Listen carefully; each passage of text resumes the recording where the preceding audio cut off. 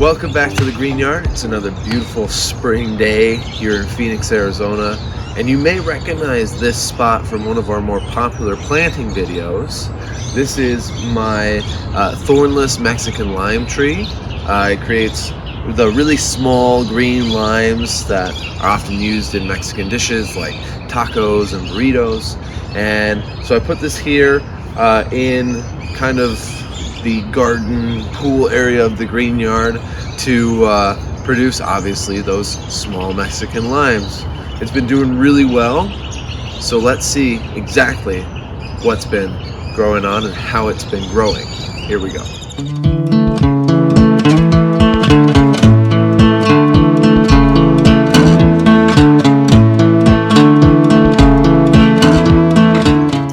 So one of the main talking points with the Mexican lime tree is the fact that it's just growing so much.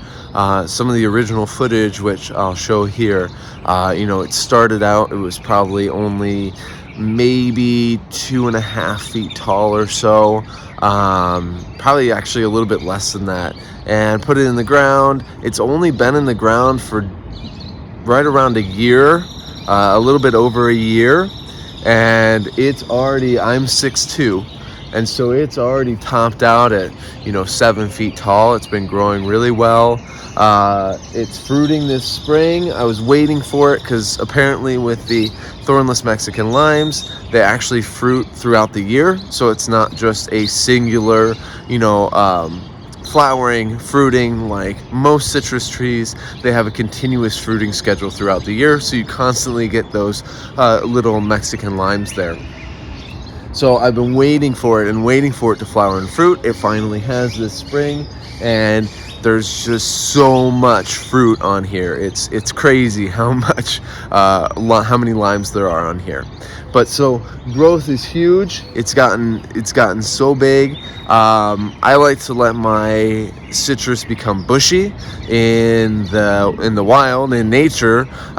Citrus are not the clear-cut, tree shaped that we see now in orchards. They are actually more of a bush shape, and that helps protect their trunk, because as you may know, citrus do need to have some protection of their trunk. So what I've done with most of my citrus is let it kind of grow more into that bush form. That way I don't have to go and paint the trunk, protect the trunk myself. And I honestly think they look fine. They look really good as a bush shape as well. So let's talk a little bit about how my amendments have been added to it and what I've done to get it to grow to this 7 feet tall and produce fruit in less than a year. Here we go. So one of the biggest things that I've done, and I talk about this a lot with the Green Yard, is added mulch to it. You can see right here there's a whole bunch of mulch here.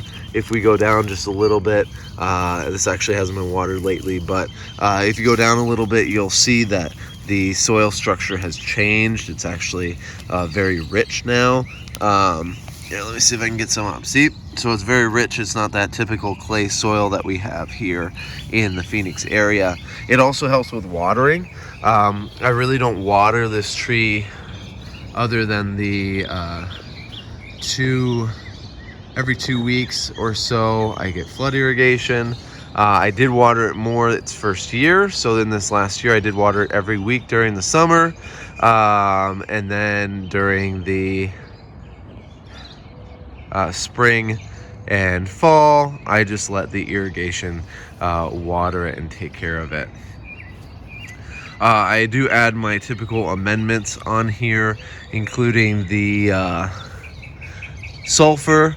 I know the pH requirement for citrus is much less than what is here in the ground, which we are about 8.5 here in Phoenix. I believe it's in the 6 to 7 range.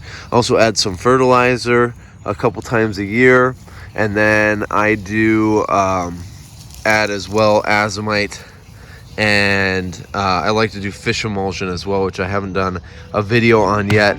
Maybe I'll get to doing that here shortly. And so those are kind of the amendments that I've used to get this Mexican lime tree to produce so well, to get it to be so big. And hopefully very soon we'll have some of those Mexican limes as well for trying. All right, so that was a little update on my thornless Mexican lime tree, how I've gotten it to just grow exponentially, flower and fruit. As always, stay tuned for next time. Subscribe, follow us on Facebook and Instagram, and of course, live green, plant lots, and have fun. We'll see you next time.